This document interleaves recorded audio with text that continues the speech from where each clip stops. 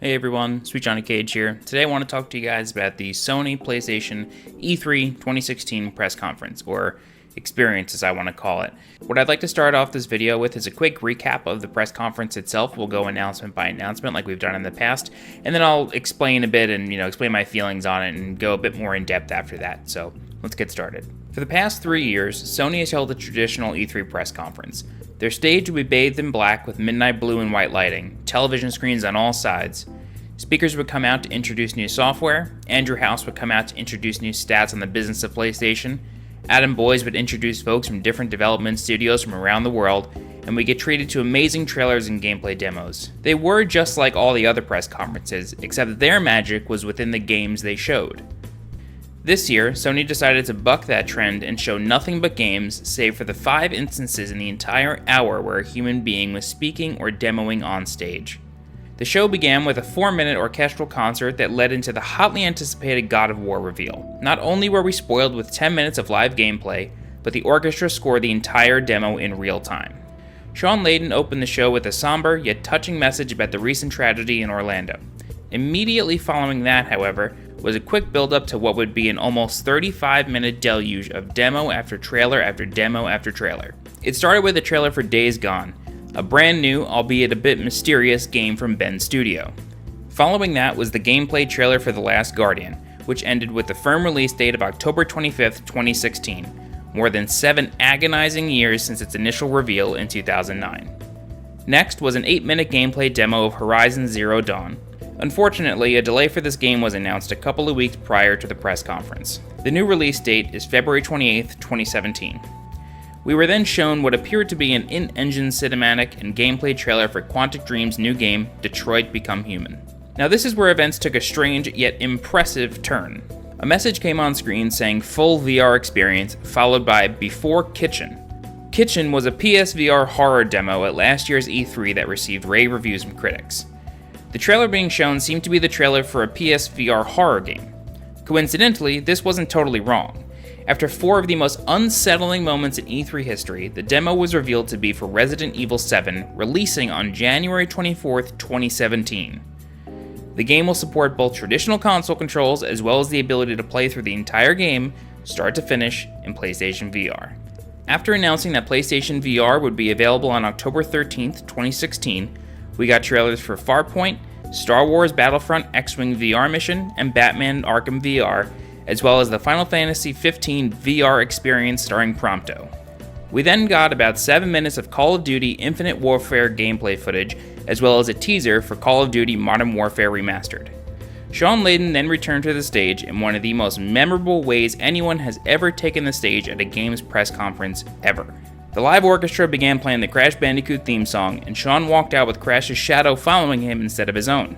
Layden then announced that Crash Bandicoot 1, 2, and 3 would be remastered from the ground up for PlayStation 4. He also announced that before that happens, Crash will appear in Skylanders on PS4 first. Following this was a trailer for LEGO Star Wars The Force Awakens. What came next was something that not many people, including myself, thought would happen. Andrew House took to the stage to introduce one of the most iconic game directors in history. Hideo Kojima descended onto the stage on a light bridge, as if he could come out in any other way, and introduced the reveal trailer for Kojima Productions' first game since leaving Konami, Death Stranding, starring Norman Reedus. In case you're wondering what could have possibly followed this announcement, we got a brand new Spider-Man game announcement being developed by Insomniac Games. Shawn Layden then returned to the stage for the final time to close the show by introducing a live demo for Days Gone. When this conference ended, I knew I wanted to make a video about it and talk about it in depth, but I had a difficult time, and I still am, pinpointing what made it so special. There were so many moving parts that, if they were on their own, wouldn't be very special. We've had live music performances, we've had game trailers, we've had demos, we've had guest speakers, we've had crazy reveals, but when you put them all together, it created this magic of a conference. It was no longer a press conference, it was an experience. And yeah, that word is so overused these days, especially now that we're on the verge of the VR era of gaming, but you really felt each announcement because it was being scored by a live orchestra. The orchestra gave it emotion, and it was from start to finish too. It opened with, just seemingly normal orchestra music, some really exciting stuff, but then it descended into being a war band that introduced God of War. Insane. Just absolutely insane. And then as they scored that entire demo, which the gameplay and the story of that game itself has a lot of raw emotion, it just brought it to another level. It turned it up to 11. I really hope you don't think that I'm just, kind of gushing at this orchestra, but it really did make the conference. A lot of the announcements that we got, we kind of already knew about. We knew a God of War was coming because it was leaked a couple months ago. We knew that Kojima was making something. We knew that, Crash Bandicoot had to be coming because of what Shawn Layden was wearing at PlayStation Experience last year. Having Shawn Layden come out to a live orchestra playing the Crash Bandicoot theme song changed that from an announcement and a reveal to, I'm going to include you in on this because you can feel this music, and I can only imagine what it was like being in that crowd, actually feeling the music, because when you listen to music on the radio or on the computer or something, when you're just listening to music, sure, you can feel it, but when you go to a concert, you can feel the reverberations of the bass, you could feel every instrument, you could really become part of that experience. At the end of the day, Sony absolutely changed the game on how to do press conferences. I don't think Microsoft can get away with just having a press conference anymore. They need to do something special too, in order to keep up with this. Going into this year, Microsoft didn't necessarily have to worry about how Sony was going to do a press conference, they just had to worry about having impactful announcements that would drive sales. But Sony, in an attempt to follow up on what they did last year with the insane announcements, they changed how they do press conferences. This might be a bit of a cynical view, but I think Sony did this in an attempt to play it safe. And what I mean by that is that the announcements that we got this year were not nearly as insane as Final Fantasy VII Remake, Shenmue 3, and The Last Guardian re-reveal. We got games that we already knew about for the most part. We knew Horizon Zero Dawn was coming. We knew Kojima was working on something. We had a very strong feeling that Crash Bandicoot was coming back in some way. We knew about Detroit Become Human. We didn't know about Days Gone. We weren't supposed to know about God of War. And we got a lot of new VR experiences. The Resident Evil 7 reveal was probably the craziest announcement that they made this year, but for the most part, we knew what was coming out of this. Nothing was a huge surprise. Going into this conference, there was a lot of talk and a lot of debate about the PlayStation 4K and Project Scorpio from Microsoft. A few days before E3, Andrew House did an interview with the BBC saying, we're not going to be showing the PlayStation 4 Neo at E3. It does exist, it's being worked on, but it's not time to talk about it. So I think with the way that they did this press conference, we were able to get an insane experience out of it, even though the announcements weren't as nearly as insane as last year. Yeah, Crash Bandicoot Remaster is incredible. I am so happy that that's coming, but given that Shawn Layden wore that shirt last year, we kind of had a feeling that some Crash news was coming, so I wasn't blown away like I was with Final Fantasy VII Remake last year with the Crash announcement. And the same thing for God of War. We had the leak, we knew it was coming.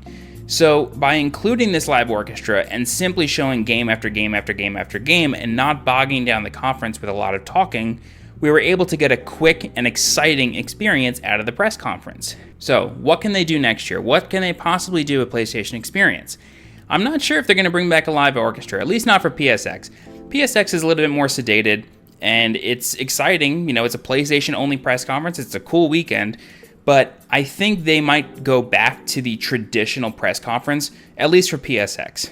I honestly don't think that they're ever going to top the E3 of Dreams from 2015. Final Fantasy VII Remake, we're going to eventually get more gameplay, we're going to get a release date, they're going to keep talking about it, but that initial reveal, that magical moment of figuring out, hey, it's a remake, is lost now. It's not necessarily lost, but it's gone. It's happened. It won't happen again. God of War, we knew it was coming. Sure, they could do a Final Fantasy IX remake, that'd be sick as hell. I'd settle for a port of that game to PS4, but I really can't think of too many franchises out there that need a reboot like that, or, a refresh or a remaster or something like that. I can't think of any. If you can think of any, let me know, but I can't. I'd like to end this video with a question. Do you think Sony should do press conferences this way going forward? Do you think any other company should follow suit? Talk less, show more games, show more demos, and get off the stage.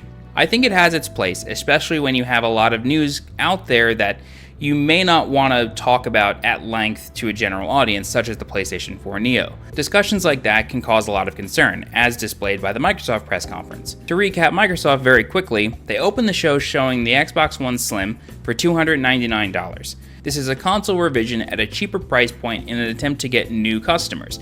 People who already own an Xbox One don't have a ton of incentive to get this new console, because we don't exactly know what HDR gaming is going to look like.